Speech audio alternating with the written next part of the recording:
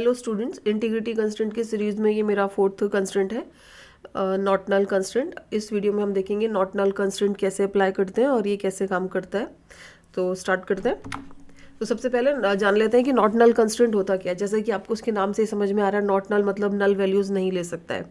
ठीक है, तो आप किसी भी फील्ड में जब नॉट नल कंस्ट्रेंट अप्लाई करेंगे तो मीन्स आप उस फील्ड के अंदर आपको वैल्यू एंटर करनी ही पड़ेगी। आप उस फील्ड को ब्लैंक नहीं छोड़ सकते हैं। यही स्लाइड पे लिखा हुआ है, तो स्लाइड रीड आउट कर लेते हैं। The not null constraint in SQL is used to ensure that a column in a table does not contain null, that means empty values, and prevent any attempts to insert और update rows with null values.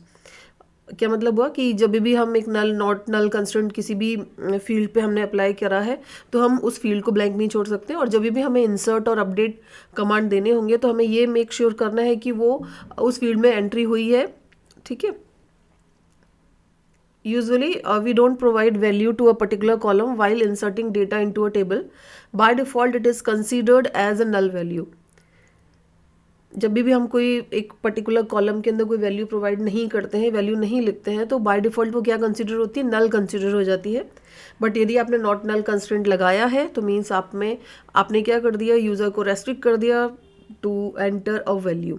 So, but if we add a not null constraint on a column, it will enforce that a value must be provided for that column during the data insertion, and attempting to insert a null value will result in a constraint violation error. जैसा कि यहाँ slide पे लिखा हुआ है कि यदि हमने उसमें वैल्यू एंटर नहीं करी तो नल वैल्यू क्या आ जाएगा, कंस्ट्रेंट वायलेशन एरर आपको डिस्प्ले होगा।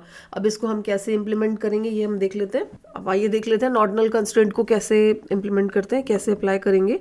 मैं एक टेबल क्रिएट करती हूँ, कॉलेज टेबल क्रिएट कर लेती हूँ मैं। क्रिएट टेबल कॉलेज 4, उसमें मैं फील्ड देती हूँ रोल नंबर और उसका डेटा टाइप ले लेती हूँ इंट, फील्ड साइज ले लेती हूँ 10, फील्ड साइज ले लेती हूँ 5।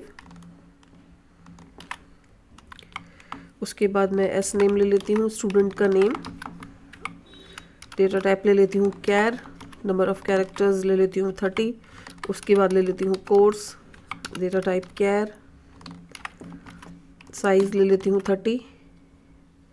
अब मुझे रोल नंबर फील्ड में नॉट नल कंस्ट्रेंट लगाना है, तो मैं यहाँ पर इस फील्ड के आगे लिख देती हूँ नॉट नल। अब देखिए मैंने नॉट नल कंस्ट्रेंट लगाया है रोल नंबर फील्ड में, स्टूडेंट नेम और कोर्स के अंदर मैंने नॉट नल कंस्ट्रेंट नहीं लगाया है, मतलब मैं इन दो फील्ड्स को ब्लैंक छोड़ सकती हूँ। तो अब देख लेते हैं। ओके, टेबल क्रिएट हो गई। अब मैं इसमें वैल्यूज इंसर्ट करती हूँ, इंसर्ट इनटू कॉलेज 4। अब मैं रोल नंबर फील्ड को ब्लैंक छोड़ के देखती हूँ कि मुझे ये अलाउ कर रहा है या नहीं कर रहा है, या इसमें नल वैल्यू डाल के देखती हूँ। मैं दे देती हूँ फील्ड मुझे एंट्री करनी है एस नेम में, एंड कोर्स में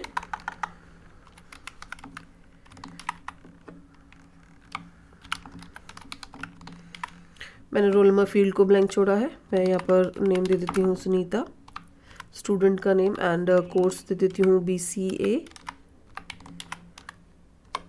ओके, अभी मुझे एरर दे रहा है, role number field does not have a default value, और उसको मैं ब्लैंक भी नहीं छोड़ सकती हूँ। ठीक है, तो इसमें मैं वैल्यू दे देती हूँ, जो तीनों फील्ड में एंट्री करनी है तो मैं हटा देती हूँ यहाँ से फील्ड का नेम, और डायरेक्ट मैं वैल्यूज़ में आ जाती हूँ, 101 लिख देती हूँ कॉमा करके। इसमें वैल्यू इंसर्ट हो गई। अब मुझे क्या करना है, मैं इस फील्ड को मैं ब्लैंक नहीं, मैं इसमें नल वैल्यू असाइन करके देखती हूँ कि मुझे ये वैल्यू असाइन करने दे रहा है या नहीं करने दे रहा है। तो आई राइट नल। ओके, आपको मैसेज डिस्प्ले हो रहा है, error message, roll number can not be null. क्यों ये मैसेज डिस्प्ले हो रहा है, बिकॉज मैंने not null constraint roll number field पे लगाया है। अब वापस मैं नल वैल्यू जो है वो स्टूडेंट नेम के अंदर असाइन करके देखती हूँ। मैंने जो स्टूडेंट एस नेम जो फील्ड है वहाँ पर नॉट नल कंस्ट्रेंट मैंने नहीं अप्लाई किया है। तो अब हम ये चेक कर लेते हैं कि क्या मैं नल वैल्यू स्टूडेंट नेम में एंटर कर पा रही हूँ या कोर्स में एंटर कर पा रही हूँ।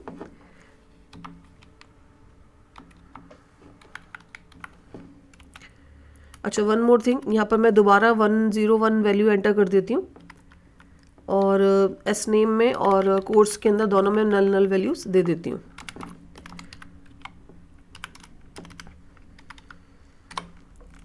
Query okay, one row affected. इसका मतलब क्या हुआ कि जब मैंने नॉट नल कंस्टेंट लगाया था तो मैं उस पर्टिकुलर फील्ड को ब्लैंक नहीं छोड़ सकती थी, but I can make duplicate entries in that field. ठीक है, मीन्स आपको चाहते हैं, आप यदि चाहते हैं कि उसमें डुप्लीकेट एंट्रीज नहीं हो और वो फील्ड ब्लैंक भी नहीं हो, तो आपको उसके लिए प्राइमरी की कंस्ट्रेंट लगाना होगा। प्राइमरी की कंस्ट्रेंट क्या कहता है कि एक फील्ड में आप यूनिक वैल्यूज एंटर करेंगे और उसमें डुप्लीकेट उस फील्ड को आप ब्लैंक नहीं छोड़ सकते हैं। अब आपने स्क्रीन पे देखा, मैंने एस नेम और कोड्स फील्ड के अंदर नॉट नल कंस्ट्रेंट नहीं लगाया था, तो I can make null entries in these two fields. अभी एक बार रिकॉर्ड्स फैच करके देख लेते हैं हम लोग।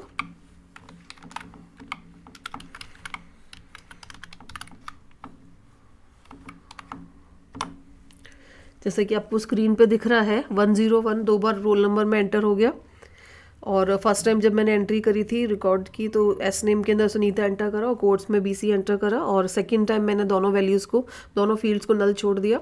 इसका मतलब क्या हुआ, ये नल वैल्यू क्यों अलाउ हो गई, क्योंकि मैंने यहाँ पर नॉट नल कंस्ट्रेंट अप्लाई नहीं किया था। आई होप आपको ये कंसेप्ट समझ में आ गया होगा। Thank you.